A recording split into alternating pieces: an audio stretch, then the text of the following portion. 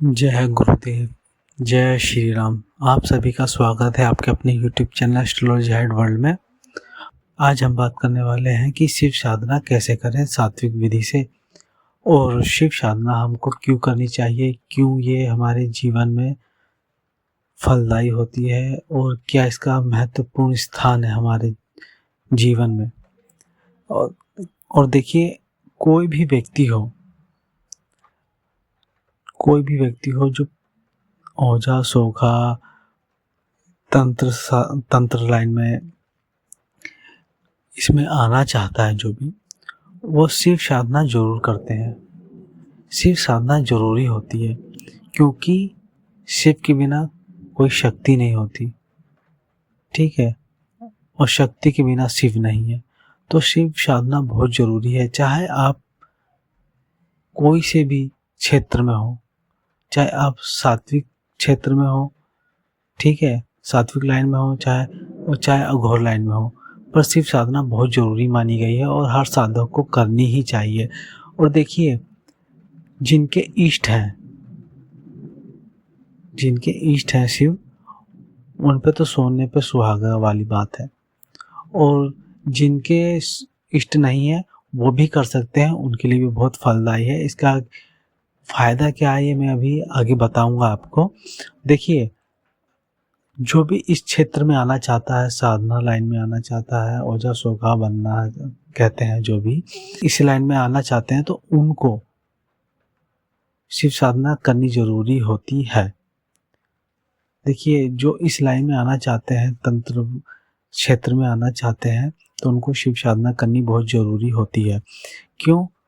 देखिए, जो नए साधक होते हैं, जिन पे गुरु नहीं होता है, ठीक है, जिन पे गुरु नहीं होता है, तो वो शिव को गुरु मान सकते हैं। शिव को गुरु मान के उनकी साधना करनी चाहिए। तो अगर जब आप शिव को गुरु मान रहे हैं, तो शिव के मंत्रों का 1.5 लाख जाप होना ही चाहिए। चाहे आप गुरु शिव को मानो या कोई भी आपके इष्ट देव हो, दुर्गा हो, काली हो, हनुमान जी, कोई भी देवी देवता हो, जिसको भी आप अपना गुरु मानते हैं, चाहे आपके पास गुरु मंत्र ही क्यों ना हो, उसका भी कम से कम 1.5 लाख जाप तो जरूरी ही करना चाहिए। 1.5 लाख के बाद आपको कोई भी साधना करनी चाहिए, चाहे कोई भी साधना हो, सात्विक हो, कैसी भी साधना हो, तब आपको वो साधना करनी चाहिए। तो उससे क्या होता है, जब आप अपने गुरुदेव का मंत्र का जाप करते हैं, तो आपको उसकी प्रोटेक्शन मिल जाती है।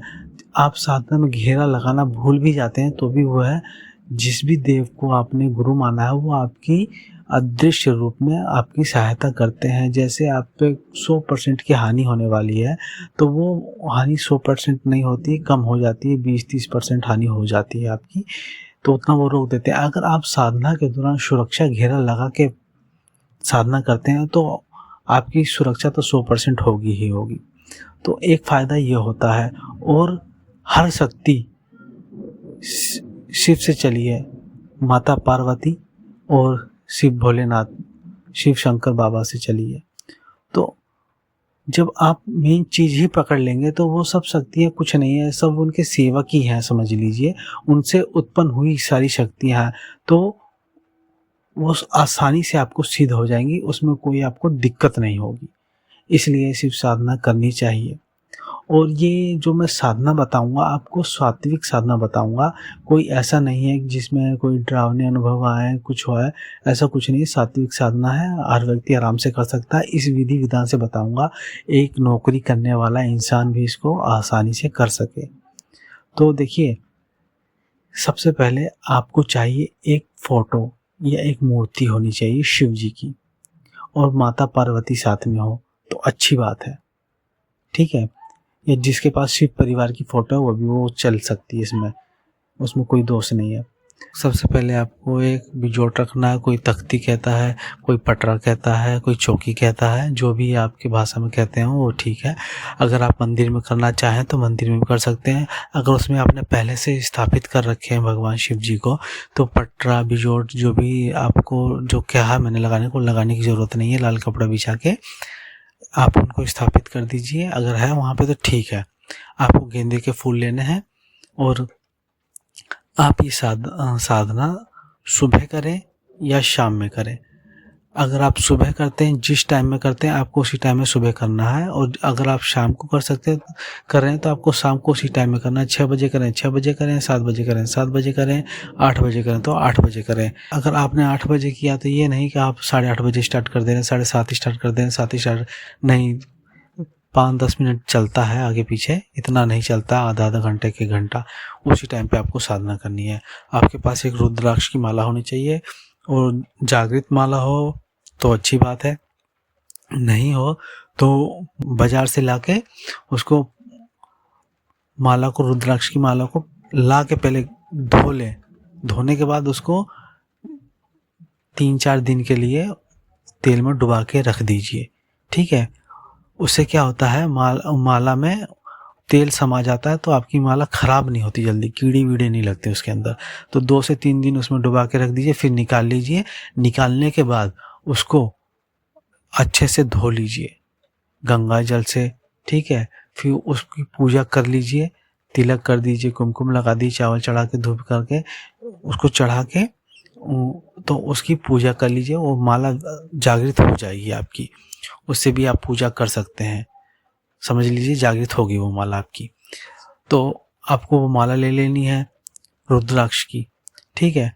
और आपको आसन बिछाना है लाल, ठीक है, लाल आसन बिछेगा आपका, और रुद्राक्ष की माला रहेगी। पूर्व दिशा की ओर या उत्तर दिशा की ओर मुख करके बैठना है आपको, ठीक है।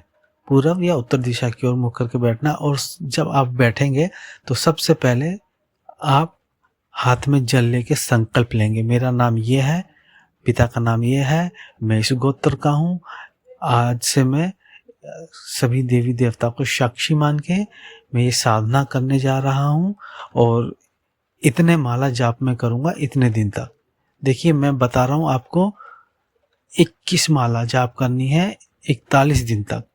तो कुछ लोगों की कैपेसिटी नहीं होती, कुछ लोग 10 मिनट बैठते हैं पैर दर्द चालू हो जाता है, कुछ लोग आधा घंटा बैठते हैं पैर दर्द चालू हो जाता है। तो आप एक काम कीजिए, सबसे पहले आप बैठ जाइए और फ़ोन में देख लीजिए टाइम कितना हो रहा है, आप जाप कीजिए तो आपको पता लग जाएगा। जब आपका पैर दर्द हो जाए तो माला छोड़ दीजिए, अब टाइम देख लीजिए कि इतनी देर में मैं इतनी माला जाप कर सकता हूँ आराम से, तो उतने ही माला का संकल्प लीजिए आप, ठीक है। और जो लोग शादीशुदा हैं, ब्रह्मचर्य का पालन करना भी बहुत ज़रूरी है साधना में, बिना ब्रह्मचर्य के कोई साधना नहीं होती। तो वो क्या करेंगे, आप 11 माला का जाप ले लीजिए 11 दिन, फिर अपना गृहस्थ जीवन निभाइए, फिर 2-4 दिन छोड़ के 2-4 दिन छोड़ के फिर से साधना उठा लीजिए, एक हफ्ता छोड़ के फिर साधना उठा लीजिए, ठीक है। ऐसे आपका गृहस्थ जीवन भी चलता रहेगा और साधना भी हो जाएगी। अगर आप लंबा उठाते हैं तो घर में देखिए दिक्कत हो जाती, जो शादीशुदा लोग हैं दिक्कत हो जाती, और ज़्यादा दिन का ब्रह्मचर्य पालन हो भी नहीं पाता लोगों से, ठीक है, वो टूट ही जाता है। तो इसलिए मैं कह रहा हूँ कम दिन की साधना उठाइए, जो पालन कर सकते हैं 21 दिन उठा लीजिए। जिनको पता है कि मैं पूरा कंट्रोल कर लूँगा ब्रह्मचर्य का, तो वो 41 दिन तक कर सकते हैं। तो अपने हिसाब से जो भी आप जितनी माला कर सकें, जितने दिन तक कर सकें उतने माला का संकल्प ले लीजिए। हाथ में पानी लेके ये सब बोल के, इतने माला जाप करूँगा, मैं शिव साधना करने जा रहा हूँ, इसमें मुझे आप अपनी आज्ञा दीजिए और सिद्धि प्रदान कीजिए, और जल छोड़ दीजिए ज़मीन पे। आप जल से ले सकते हैं या हाथ में फूल और चावल लेके भी ले सकते हैं संकल्प। तो जब आप संकल्प ले लेंगे, और ये संकल्प आपको एक ही बार लेना है, ठीक है। आप 11 दिन की साधना चालू करते हैं तो एक बार साधना चालू कर दीजिए तो एक बार आप संकल्प लेंगे, फिर 11 दिन के बाद दोबारा चालू करें तो फिर आपको वो संकल्प लेना पड़ेगा। संकल्प एक ही बार लेना साधना में। फिर उसके बाद पहले आपको मंत्र जाप करना है, गुरु मंत्र, ठीक है। एक माला गुरु मंत्र का जाप करना है। जिसके गुरु शिव हैं तो वो ओम नमः शिवाय का ही जाप करेंगे, और जिसके गुरु कोई और हैं तो वो गुरु मंत्र का जाप करेंगे एक माला। फिर उसके बाद आपको एक माला गणेश मंत्र की जाप करनी है। कोई भी मंत्र ले लीजिए, गणेश जी का वक्रतुंडा हुम ले लीजिए, चाहे गणपतये नमः ले लीजिए, जो भी आपको अच्छा लगे, जो भी आपको पसंद हो वो आप मंत्र ले लीजिए, एक माला उसका जाप कीजिए, और भगवान गणेश से मन ही मन प्रार्थना कीजिए कि मुझे इसमें सफलता प्रदान करे। कोई भी विघ्न आए उसका आप रक्षा करना है। साधना के दौरान कोई भी विघ्न आए तो उससे मेरी रक्षा करना। साधना में कोई भी नेगेटिव एनर्जी ना आए और मुझे सिद्धि प्रदान करना। फिर उसके बाद आपको भैरव जी का मंत्र का जाप करना है। ओम भ्रम भैरवाय नमः कर लीजिए। जो भी आपको आसान लगे भैरव जी का मंत्र, जो भी आप जपते हो या आपको पसंद हो, छोटा हो चाहे बड़ा हो, आप उसका जाप कर सकते हैं। और वो भैरव जी से आप रक्षा के लिए कह दीजिए और हाथ में चावल लेके छिड़क दीजिए चारों तरफ, अपनी चारों दिशा में पानी छिड़क दीजिए कि कोई भी नेगेटिव एनर्जी मेरी साधना में ना आए, आप इसमें मेरी सुरक्षा करेंगे। ठीक है। उसके बाद आपको ओम नमः शिवाय मंत्र का जाप करना है। ठीक है। और आपको मैंने बता दिया आपका आसन रहेगा लाल रंग का। अगर देखिए आसन हो ऊनी लाल रंग का, देखिए अगर आप साधना क्षेत्र में आ ही रहे हैं तो आप एक काम कीजिए, एक आसन ले लीजिए। आसन जितना मोटा होगा ना उतना अच्छा होता है। मैंने क्या कर रखा है, जब मैं पूजा करता था तभी से मैंने एक आसन बना रखा है। ठीक है। कम्बल का है, ब्लैक कलर के कम्बल का आसन है। जब भी मैं कोई साधना वगैरह करता हूँ जिसमें मुझे आसन चाहिए, लाल चाहिए, पीला चाहिए, कोई भी आसन चाहिए, तो मैं क्या करता हूँ, आसन मेरे पास है, मैं उसी कंबल के ऊपर आसन बिछा लेता हूँ, तो मेरा लाल आसन हो जाता है। आसन मेरा एक ही है, वो मोटा है। उससे पता क्या होता है, जो आपकी ऊर्जा होती है ना वो पृथ्वी में नहीं समा पाती है। और पतला आसन रहता है, फर्श पे बैठोगे तो पैर चुभने लगते हैं उसमें। तो कम से कम आप अपने हिसाब से मोड़ के बना लीजिए, उसको सिल लीजिए। बड़ा सा कंबल ले लीजिए, पतला सा आता है जो, बड़ा सा उसको फोल्ड करके उसको किनारे किनारे सिल लीजिए ताकि आपको आसन बना रहे। और आप साधना कीजिए, जब गंदा हो जाए धो के सुखा दीजिए, तो वो चलता ही रहेगा आपका निरंतर। अब मैं कितने साल हो गए, कम से कम 10 साल से मेरा एक आसन पड़ा है, कभी आज तक खराब नहीं हुआ, फटा कुछ नहीं हुआ। और कोई भी साधना हो, जाप हमेशा गोमुखी में होता है। एक कपड़े की माला होती है, उसमें आपको माला डाल के जाप करना चाहिए। तो गोमुखी जरूर ले लेना। पंसारी की दुकान होती है जिसपे पूजा पाठ का सामान मिलता है, उस दुकान से आपको गोमुखी मिल जाएगी। ठीक है। और भगवान जी को सबकी पूजा करनी, जैसे आपके मंदिर में है, सभी जो भी देवी देवता है सबकी आपको पूजा करनी है। तिलक करें। ठीक है।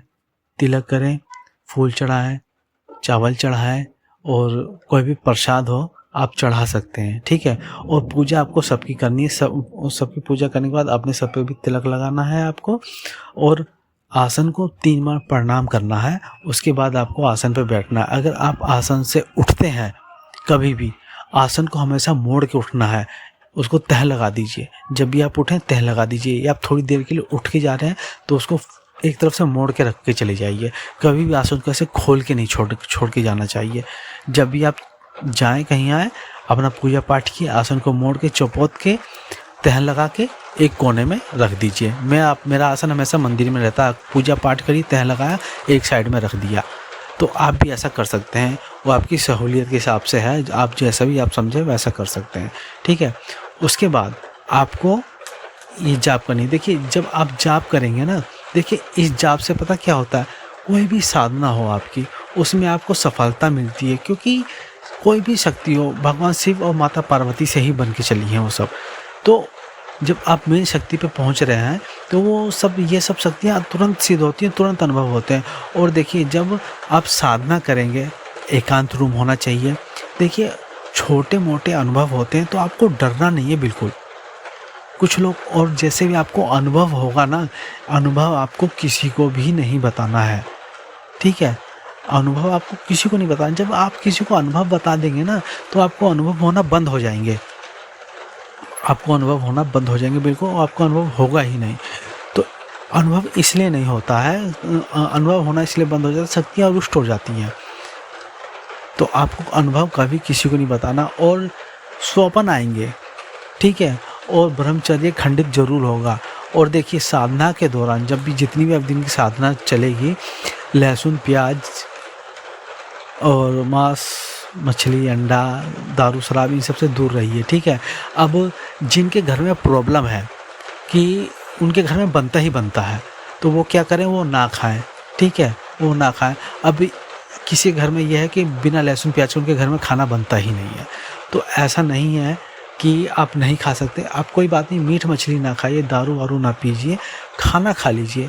देखिए ये हर साधना में क्यों बताया जाता है, कि लहसुन प्याज का सेवन नहीं करना है आपको। आप लोग सोचते होंगे ये मांसाहारी की श्रेणी में आते हैं। नहीं, ये मांसाहारी की श्रेणी में नहीं आते हैं। लहसुन प्याज एक ऐसी चीज़ है जिसको खाने से काम वासना बढ़ती है। जिसके बच्चा नहीं होता, ज़्यादातर डॉक्टर से सलाह मशवरा करने जाएंगे तो डॉक्टर ज़्यादा ही बोलेगा सफ़ेद रंग का प्याज होता है वो खाया करो ज़्यादा। उससे क्या होता है, आपका वीर्य हो जो वो गाढ़ा होता है, उसमें शक्ति आती है वीर्य में, वो पतला होता है मोटा होने लग जाता है। और लहसुन खाओ, आपकी ये आयुर्वेदिक में जो बताते हैं, आयुर्वेदिक वाला बता रहा हूँ मैं। आजकल तो क्या है, बस कैप्सूल खा लिया या दवाई खा लिया हो गया। तो जिसका शीघ्र पतन हो जाता है वो लहसुन का सेवन करे, भूज के लहसुन खाए तो उसका शीघ्र पतन नहीं होता है और काम वासना बढ़ जाती है। इसलिए लोग मना करते हैं लहसुन प्याज का त्याग करने को। कोई जल्दी बताता नहीं है, ये गूढ़ बात है जो मैं आपको बता रहा हूँ। ये कोई जल्दी बताएगा नहीं, शायद किसी ने बताया भी नहीं होगा, मुझे जहाँ तक लग रहा है। ये मैं आपको बता रहा हूँ, इसलिए लोग मना करते हैं लहसुन प्याज और मसाले वसाले से, क्योंकि ये सब गर्म चीज़ें होती हैं। इसको खाने से काम वासना बढ़ जाती है तो ब्रह्मचर्य खंडित होने का खतरा बढ़ जाता है जिससे। तो इसलिए कहते हैं लोग सात्विक आहार लें।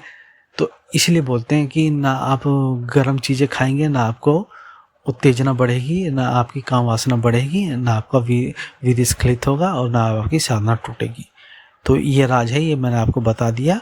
और इसके बाद आपको क्या करना है, जब आपका ये मंत्र, ये जो शिव जी का जाप है जो आप कर रहे हैं पंचाक्षरी मंत्र, आपका ये पूरा हो गया, ठीक है, आपने 11 माला जाप कर लिया, जितना भी आपने संकल्प लिया, उसके बाद आपको क्या करना है, आपको जो आपका गुरु मंत्र है, एक तो आपने शुरू में पढ़ा, ठीक है, मंत्र जाप करने से पहले आपने गुरु मंत्र पढ़ा, फिर गणेश मंत्र पढ़ा, फिर भैरव मंत्र पढ़ा, फिर आपने फिर ओम नमः शिवाय का जाप किया, फिर उसके बाद आपको गुरु मंत्र का जाप करना है। इससे क्या होता है, आपके गुरु मंत्र का संपुट लग जाता है। मंत्र में गुरु मंत्र का संपुट लग जाता है, मतलब कि आपके गुरुदेव ये हैं, और कोई भी साधना में ऊंच नीच हो, कोई भी दिक्कत होती है तो गुरुदेव आपकी उसमें रक्षा करते हैं, आपको मार्गदर्शन करते हैं। ऐसे मार्गदर्शन नहीं करेंगे तो उसमें पता क्या होता है, आप जब सोए हैं, स्वप्न में आपको चीज़ें दिखाई देंगी। जैसे कि आप कहीं जा रहे हैं, तो मंदिर में जा रहे हैं, तो आप देखेंगे कि मैं मंदिर में आपको भगवान जी को जल अर्पण कर रहा हूँ। तो इसका मतलब ये है, ये जाप करते समय, हाँ मैंने आपको एक बात बताना भूल गया, जाप करते समय आप कोई सा भी जाप करें, कैसा भी जाप करें, कोई सी भी साधना करें, पानी का लोटा हमेशा अपने साथ रखना है एक। हाँ, तो ये स्वप्न दिखे तो मतलब पानी देना है, पानी चढ़ाना है, पानी की छींटे मारनी है। तो जो भी जैसे भी आपको स्वप्न आए, तो मतलब दर्शन भी होते हैं, देवी देवता की साधना हो रही है तो आपको स्वप्न आएंगे, देवी देवता दर्शन भी देंगे। अब ये नहीं है कि शिव जी की साधना करें तो आपको शिव जी ही दर्शन देंगे, आपको काली माता भी दर्शन दे सकती है, शेरा वाली माता भी दर्शन दे सकती है, माँ पार्वती भी, गणेश, हनुमान जी, कोई भी देवी देवता हो वो आपको साधना के दौरान, कोई भी देवी देवता आपको दर्शन दे सकता है। कोई ज़रूरी नहीं है कि आप शिव साधना कर रहे हैं तो आपको शिव ही दर्शन देंगे। और ये संपुट लगाने को मैंने इसलिए बोला, गुरु मंत्र मैंने पढ़ने को इसलिए बोला, क्योंकि मैं आपको एक बात बता रहा हूँ, जब मेरा कोई गुरु नहीं था, मैं ऐसे ही जाप करता था, तो उस समय पता क्या होता था, मेरे मंत्र की शक्ति कोई नेगेटिव ऊर्जा ले जाती थी। उस समय क्या होता था, मेरे साथ कोई संभोग करता था और मेरी एनर्जी एकदम से ख़त्म हो जाती थी, मैं जाप करता था। मुझे उस समय कोई नॉलेज नहीं थी इस बात की, तो मेरे साथ बहुत चीज़ें हुई हैं, मैं अभी खुल के नहीं बता रहा हूँ, फिर कभी समय मिलेगा तो बताऊंगा आपको। तो इसे संपुट लगाने से क्या होता है, कोई भी नेगेटिव शक्ति होती है आपकी ऊर्जा चुरा नहीं सकती, क्योंकि जब आप साधना करते हैं ना, तो साधना के दौरान आपके साथ विचित्र चीज़ें होती हैं। सपने में कोई लड़की हो, कोई लड़का, कुछ भी हो, लड़का है, आप लड़के हो तो लड़की आएगी, और लड़के हो तो लड़का, ये कोई साधना कोई भी कर सकता है। तो साधना के दौरान जो लड़की है तो उसे लड़का मिलेगा। स्वप्न में ऐसा होता है वो आपके साथ संभोग कर रहा है, तो वो संभोग कर रहा है तो इसका मतलब ये है कि वो आपकी ऊर्जा चुरा रहा है। जो आप मंत्र जाप कर रहे हैं ना, आपकी मंत्र जाप की ऊर्जा वो ले रहा है, तो ये नहीं होगा। और आप सोते समय हाथ जोड़ के आपके जो भी इष्ट है उनसे प्रार्थना कर लीजिए कि कोई भी मेरी इस जाप की शक्ति ना चुरा पाए, ठीक है। ये जाप मैं सब शिव जी को अर्पित करता हूँ। आप जाप उनको अर्पित कर दीजिए या अपने पास रखिए, जो भी रखना है। प्रार्थना कर लीजिए कि कोई भी नकारात्मक शक्ति मेरे पे किसी भी चीज़ की तरह कोई हानि ना पहुंचा पाए।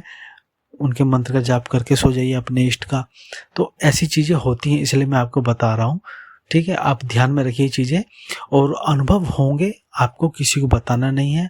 जैसे लगेगा घर में कोई चीज़ घूम रही है, या देखिए अनुभव तो होते हैं, पर आप डरना नहीं है। जैसे कोई भी चीज़ है, गिर जाएगी, चाबी टंगी, चाबी गिर जाएगी, फूल में आपने माला पहना रखी, माला टूट के गिर जाएगी।